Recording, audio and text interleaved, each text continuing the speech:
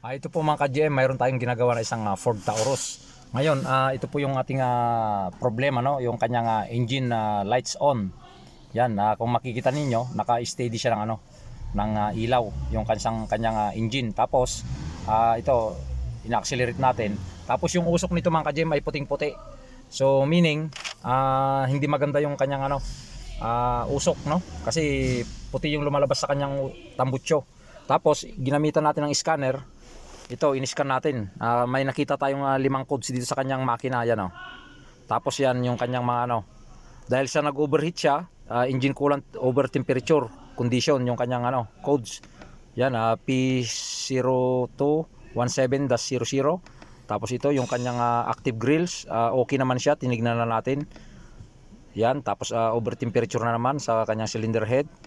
Tapos yan, pero ito yung pinaka-concern niyan mga ka-GM, ito sa F2457-00 yung kanyang EGR cooler, kasi nga puting-puti yung kanyang usok nito.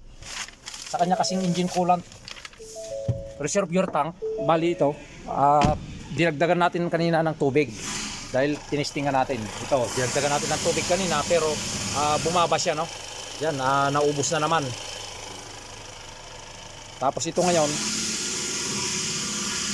kung makikita nyo yung kanyang dito, yung kanyang tambutso, yan sobrang daming tubig na lumalabas. Yan, kabilaan yan kasi dalawa yung tambutso nito.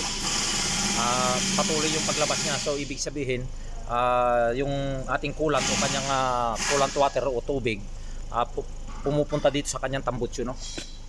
Pumupunta diyan sa tambutso niya. So yan isang Ford Taurus.